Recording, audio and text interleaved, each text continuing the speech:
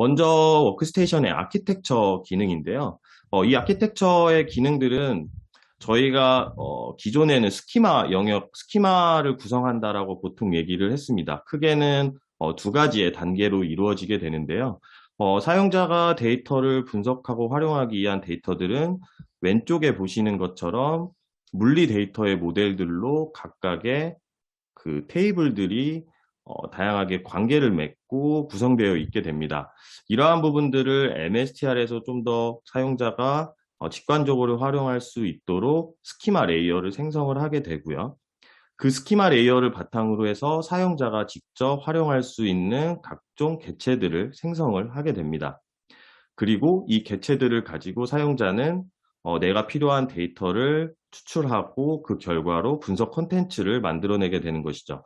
그래서 저희는 이 스키마 영역이 MSTR이 가장 가지는 특징 중에 하나이고, 많은 사용자가 데이터 분석을 좀 더 용이하게 도와드릴 수 있는 영역이라고 강조를 많이 해드리고 있고요. 때에 따라서는 저희가 스키마라고 하는 용어가 조금 더 어려울 수 있기 때문에 데이터의 뭐 논리 모델링이라고도 얘기를 하고 있고, 혹은 시멘틱 레이어라고도 얘기를 하고 있습니다. 즉, 사용자가 물리적인 모델을 모르더라도 사용자의 비즈니스 용어로 된 것들, 비즈니스의 업무하고 관계 연결시킬 수 있는 중간에 MSTR의 영역이라고 이해를 해주시면 될 것 같고요. 사용자는 이제 방금 보신 이러한 결과물로 내가 필요한 데이터들을 얻어서 보시는 것 같은 시각화 대시보드, 도시에를 통해 가지고 분석 콘텐츠들을 자유롭게 생성하고 활용하실 수 있게 됩니다. 그래서 요 지금 보고 계시는 최종 결과물인 시각화 대시보드가 나오기까지의 시각화 스키마 레이어를 구성하는 모든 단계들을 쭉 보여드리면서 이 물리적인 구조가 이런 과정들을 통해서 최종적으로 사용자가 이런 분석 컨텐츠를 만들고 생성할 수 있겠구나라는 부분들로 이해하실 수 있게 진행을 하도록 하겠습니다. 물리적인 모델과 MSTR의 개념들을 말씀드리기에 앞서서 몇 가지 컨셉을 좀 말씀드리고자 해요. 보통 이제 분석 모델링이라고 하면은 보시는 것 같이 저기에 사각형 하나하나가 각각의 물리적인 테이블이라고 이해를 해주시면 될 것 같습니다. 이 각각의 물리적인 테이블은 지금 가운데에 있는 트래블, 팩트 트래블이라는 테이블이 있는데 저희 용어로는 보통 팩트라고 얘기를 합니다. 팩트라고 하면 수치 형태의 즉 데이터 타입이 보통 숫자인 경우이고요. 그리고 비즈니스의 측정 값들을 나타내는 것들을 팩트라고 얘기를 하고 있고 그 팩트가 담겨 있는 테이블을 팩트 테이블이라고 저희는 얘기를 하고 있습니다. 그리고 그 주위 팩트 테이블을 주위로 둘러싸고 있는 테이블들이 저희 용어로는 룩업 테이블이라고 하고 보통은 애트리뷰트라고 하는 저희 용어로 애트리뷰트라고 하는 것들의 정보를 담고 있는 테이블입니다. 특히 이제 팩트 테이블과 관련된 것들을 설명하는 테이블들이라고 보시면 될 것 같고요. 쉽게 얘기해서 언제, 예를 들면은 여행의 비용의 관점으로 보게 되면 비용이 언제 발생했고, 그리고 어디로 여행을 했고, 누가 왜 여행을 했는지, 이렇게 언제 어디서 누가 왜라는 것들을 설명하기 위해 필요한 정보들이 담고 있는 테이블들, 그리고 그걸 나타내는 분석 항목이 애트리뷰트라고 보시면 될 것 같습니다. 그리고 마지막으로는 이렇게 구성되어 있는 여러 가지의 테이블들이 어떤 관계를 맺고 있는지 가장 손쉬운 예로 지금 보시는 것처럼 분기와 연도가 있을 때 연도는 분기의 상위 개념이 되죠. 분기가 모여서 연도가 되기 때문에 일대다의 관계를 맺고 있구나라는 이러한 것들을 확인할 수 있는 게 릴레이션십이라고 보시면 될 것 같고요. 뒤에서 이제 하나하나 이런 것들을 만들어가는 과정들을 보여드릴 수 있도록 하겠습니다. 먼저 팩트와 조금 전에 애트리뷰트 이런 것들을 만들기 위해서 MSTR의 워크스테이션에서는 지금 스키마의 기능들을 통해서 필요한 데이터들을 MSTR의 영역으로 가져오게 됩니다. 지금 선택한 게 데이터의 소스에 해당하게 되고요. 이 데이터의 소스에서 조금 전에 설명드린 테이블들이 존재하는데 이 테이블을 보시는 것 같이 왼쪽에서 오른쪽으로 가져다 놓게 되면 이제 이러한 스키마 레이어를 정의하기 위한 테이블들이 MSTR 영역으로 가져와서 구성할 수 있는 준비가 되었다라고 이해를 해주시면 될 것 같아요. 그 다음에는 첫 번째로 팩트 컬럼들을 팩트를 구성을 해볼 건데요. 지금 이 팩트 테이블에는 보시는 것 같이 여러 가지의 컬럼들을 담고 있습니다. 이 중에서 팩트에 해당하는 것들은 앞서 설명드린 것처럼 수치 값의 비즈니스 측정 값을 나타낸다라고 말씀을 드렸고, 그러한 것 중에는 여행의 뭐 비용 경비라든지 그리고 숙박 일수, 방문 횟수와 같은 것들이 이러한 세 개의 컬럼이 팩트 컬럼에 해당하게 됩니다. 그래서 이 세 개의 컬럼을 워크스테이션에서 어떻게 팩트를 구성하는지 확인을 해보면, 팩트 테이블을 선택하게 되면 동일하게 이렇게 아래쪽에서 필요한 컬럼들을 확인하실 수 있게 되고요. 여기에서 조금 전에 말씀드렸던 세 개의 컬럼을 선택하여서 팩트를 생성을 해주시게 되면 바로 보시는 것처럼 팩트가 생성된 것들을 확인을 해보실 수가 있게 됩니다. 다음으로 애트리뷰트의 애트리뷰트를 만들어 볼 거예요. 그래서 쭉 여러 가지의 말씀드렸던 룩업 테이블들과 해당하는 컬럼들이 표시가 되어 있는데요. 모든 애트리뷰트를 다 만들 수 있겠지만 조금 전에 초반에 제가 완성된 형태의 시각화 대시보드를 보여드렸는데 거기에서 필요한 것들만 생성해 보도록 하겠습니다. 그래서 연령대별, 그리고 성별, 그리고 여행의 목적과 분기, 거주 지역, 그리고 연도와 같은 컬럼들을 가지고 애트리뷰트를 만드는 과정을 보여드리도록 하겠습니다. 동일하게 애트리뷰트를 생성하고자 하는 룩업 테이블을 선택하면 해당 컬럼들을 보실 수가 있고, 거기에서 바로 우측 누르셔가지고 어트리뷰트와 그에 해당하는 어트리뷰트 폼을 만드실 수가 있게 됩니다. 어트리뷰트 폼이라는 거는 하나의 어트리뷰트에 여러 가지 정보를 담고 있어요. 보통 물리적인 모델에는 코드와 명칭 두 가지 컬럼들로 관리하게 되는데, 예를 들면 지금 성별처럼 코드로는 0, 1로 관리하고 있고, 그걸 사용자에게 보여줄 때에는 남, 여 혹은 M, F 이렇게 보여주는 것처럼 두 개의 컬럼들을 같이 하나의 어트리뷰트의 폼으로 넣어서 구성을 하게 되고, 일반적으로는 ID 폼하고 코드를 담고 있는 ID 폼하고 설명을 담고 있는, 실제 사용자가 이해할 수 있는 용어를 담고 있는 디스크립션 폼 두 가지로 구성을 하게 됩니다.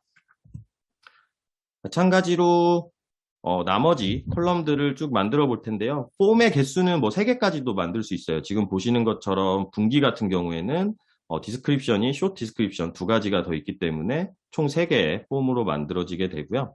연도도 같이 어트리뷰트를 만들어주게 되는데, 이제 연도하고의 분기하고는 앞서 말씀드린 것처럼 관계가 형성될 수 있겠죠. 각각의 분기들은 연도라는 컬럼들을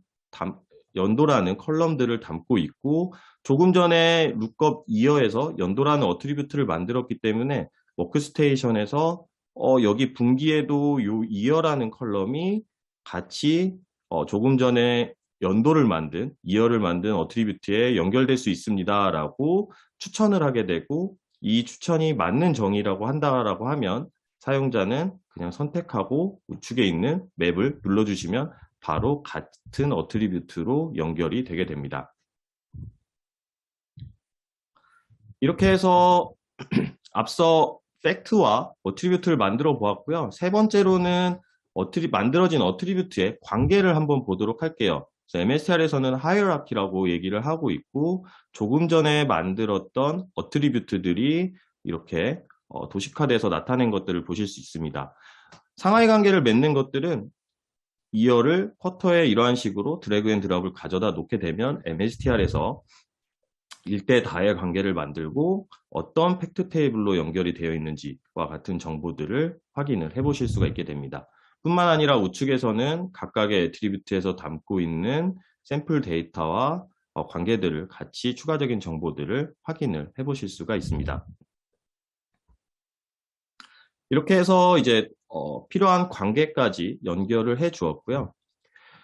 연결이 다 되고 났으면 이제 사실 모든 게 다 끝났다라고 생각을 하실 수 있는데, 한 가지 빠진 게 있습니다. 지금 쭉 모든 개체들을 다 만들었습니다만은 실제 이쪽에 팩트에 해당하는 각각의 컬럼들이 집계가 어떤 것들로 집계가 되어야 될까요? 예를 들면 합계로 보통 많이 집계를 하실 텐데, 필요에 따라서는 평균이 될 수도 있고 최대값, 최소값들로 각각의 컬럼들이 집계가 될 수 있습니다. 그래서 이런 집계 함수까지 정의된 것들을 MSR에서 매트릭이라고 얘기를 하고 있고, 그런 지금은 이제 보시는 화면은 합계가 썸이 집계함수로 동작을 해서 각각의 팩트에 대해서 매트릭을 생성하는 과정이라고 보시면 될 것 같아요.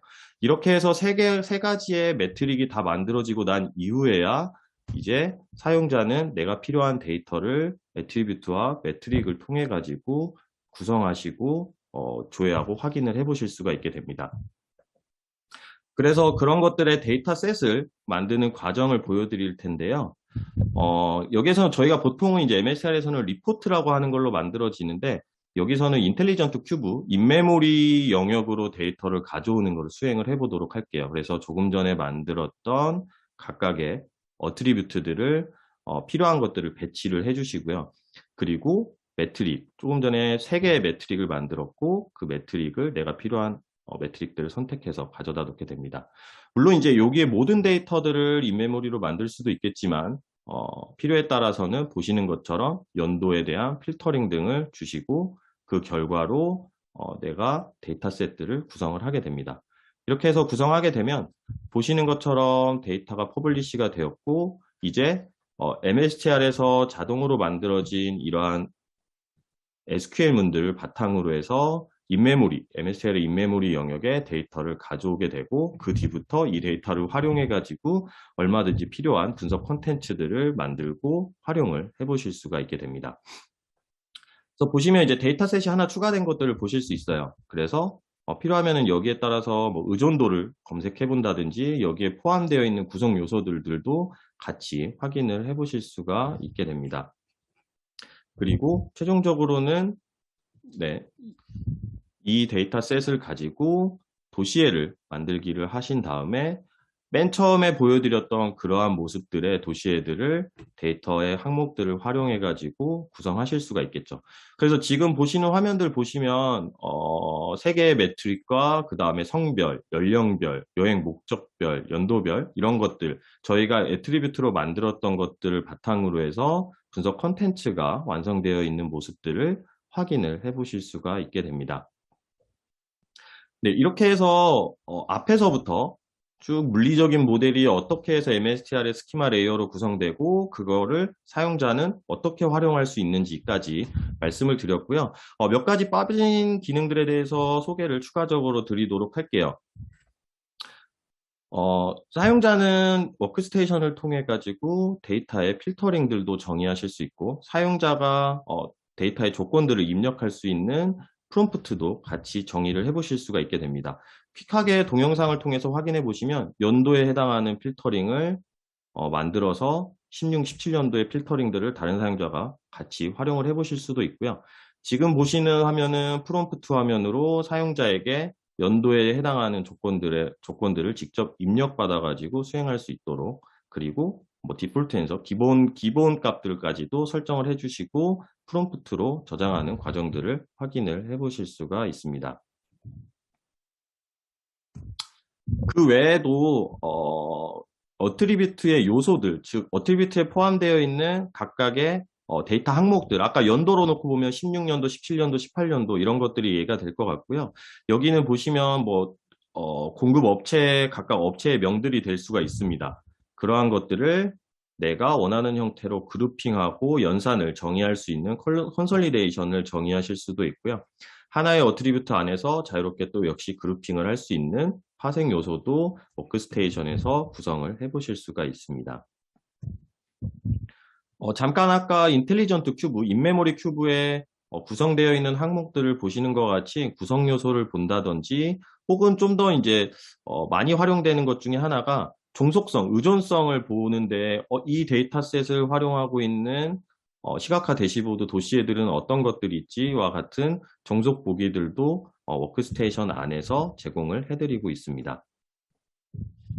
이렇게 해서 첫 번째 아젠다의 아키텍처와 관련된 내용들 쭉 플로우대로 물리적인 구조에서부터 분석 컨텐츠 만드는 과정까지, 그리고 그 외의 기능들에 대해서 말씀을 드렸습니다.